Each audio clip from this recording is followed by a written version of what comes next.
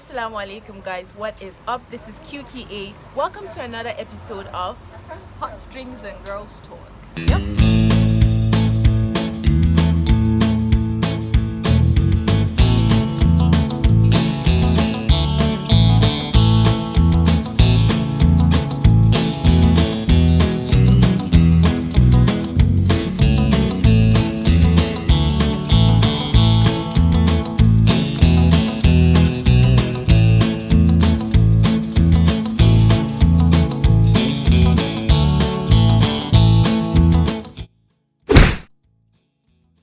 So today we're going to be talking about discovering the more within you, a journey to self-betterment, and I am with Miriam Booker Hassan.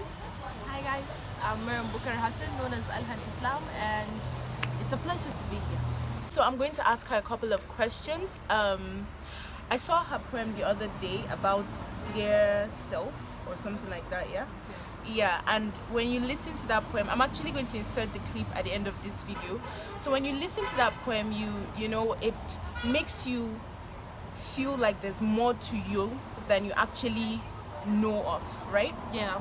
So yeah, so based on that poem, I'm going to ask her a couple of questions and jam questions, hoping that at some point she stammers and it's allowed. So the first question is, at what point does a person realize that, you know, they have a problem? I think to begin with,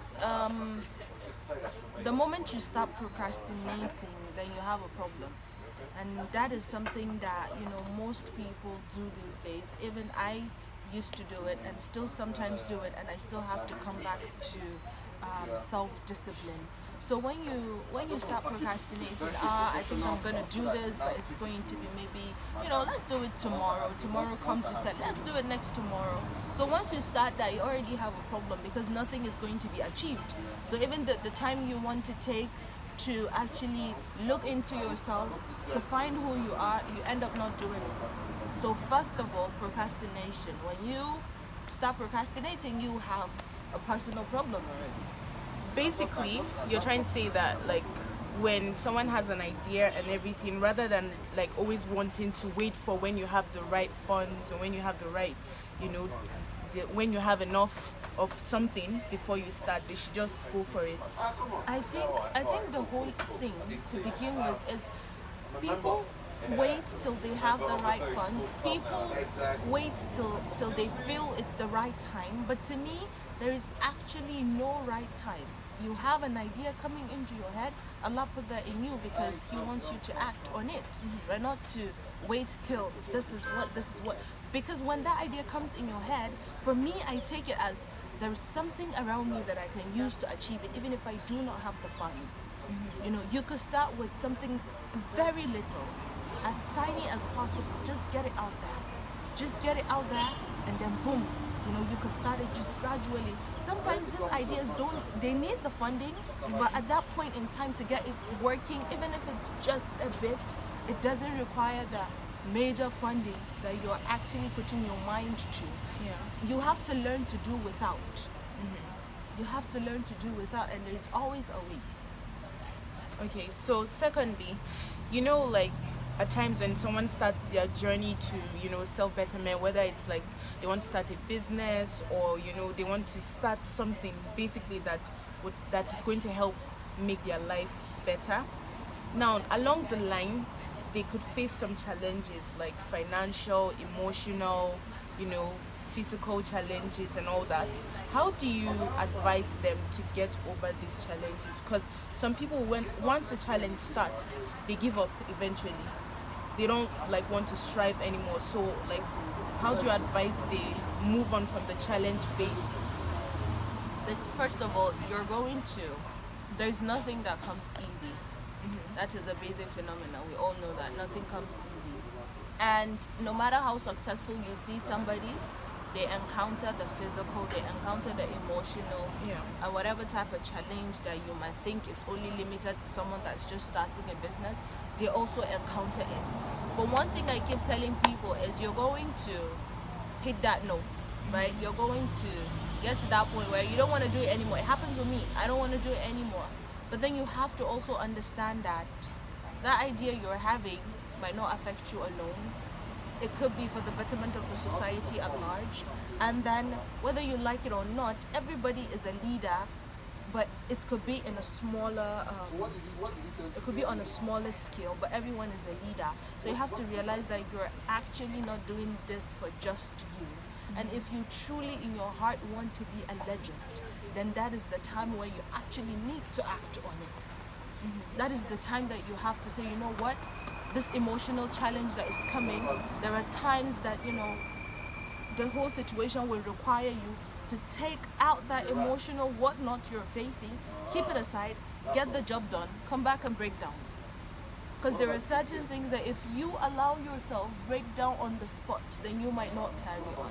Before you bring back the pieces, you might not carry on anymore. So sometimes, for me, I just kind of, you know, just carry it so well that it seems that it's not heavy, but it's heavy.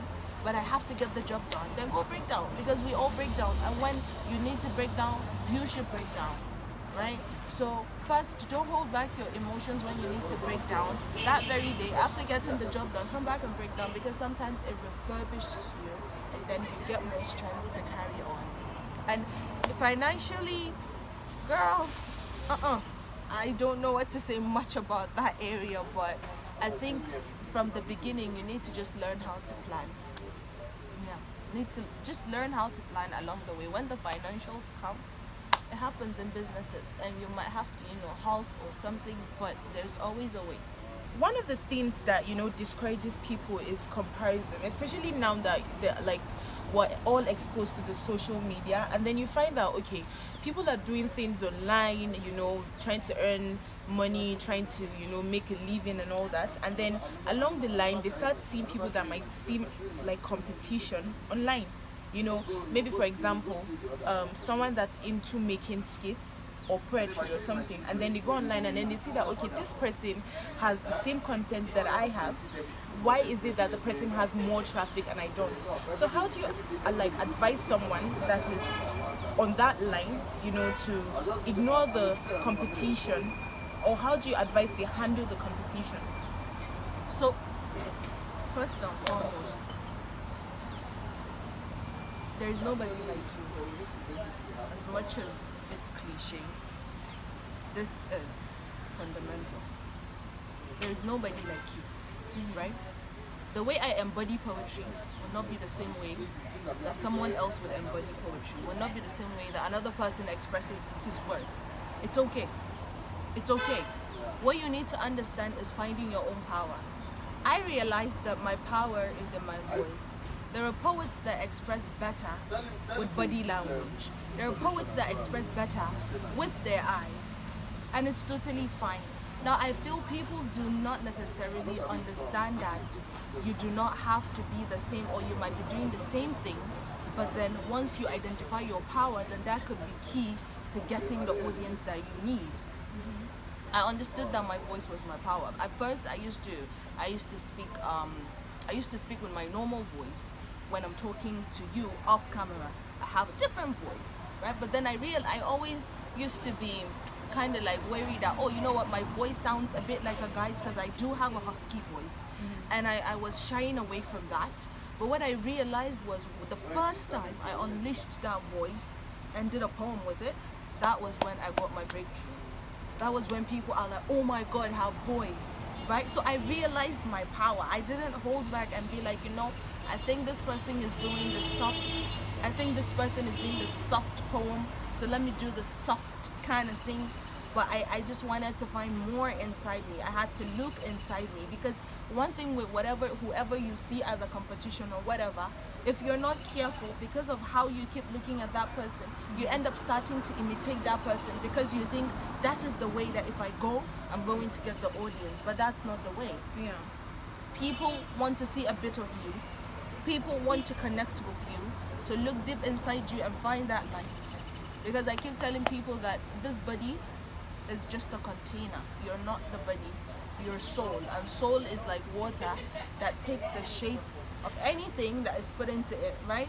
So realize that you're not this body, but your soul. So find that light deep inside of your soul and put it into any work you do. People will come to you. So basically, you're trying to say that like people should focus more on their tribe and just understand that um, you have something unique in you, regardless of all the competition out there. And just because you haven't gotten to where you want to be, and then you're seeing that people that are on the same line as yourself have gotten farther ahead than you have, shouldn't discourage you. And I think another thing that people should understand is, in as much as they're just starting their journey to whatever it is they want to do, especially with the social media, they should just basically understand that your tribe is going to find you eventually. Yep. And grow. So if you start comparing yourself to people that have already gone farther ahead and everything, it's just going to bring you down. You'll be depressed because you're now comparing your life with another person. Yeah. So for people who are seen as role models and everything, like yourself for example, you guys, she's actually looking for B, so ignore her. And I'm not even going to cut this part out. We just have the show has to go on. I'm sorry, but I'm scared of bees. Hi. It's natural. Now I'm taking my tea without honey because they are following their sheets. If I carry it, they are following me. Hold your sheets. Day or day. So she decided to take the tea without honey because bees have started following the tea. So yes. It's all good. So for people who are seen as role models like yourself, obviously there's more to the surface than what goes on behind bars and everything. So what do you think keeps them going? Well, it's not funny, but it can be funny. The social media puts you under pressure to always keep up. But still, I come back to using myself as an example. I really just try to be myself. I stay away from things that I know could depress me. I just come out there, I do my thing, and I go. But yes, you go through the whole emotional trauma and whatnot, right? But then first of all, I say prayers. Second of all, contentment. You have to be content. In fact, forget about social media. In this world, if you're not content, you'll be depressed. Because there's always going to be someone out there that's better than you. There's always going to be someone out there that's richer than you. There's always going to be someone out there that speaks better English than you. There's always going to be someone out there that writes better poetry than you do. There's always going to be better. But what there is or there is not is there is always not going to be anybody that can write just like yourself, that can do things just like yourself, right? So when you have that mindset, you're content. You're content, so you heal and you shine in your realm. So first of all, prayers, contentment, self-love, love yourself. Because if you cannot offer what you do not have, so if you don't love yourself, you cannot offer the world love. And the world needs much love now. So for me, really, those are the three things I hold dear to my heart. And when you need to take a break, please take it. A lot of people see that I overwork myself. A lot of people see that I show up too much.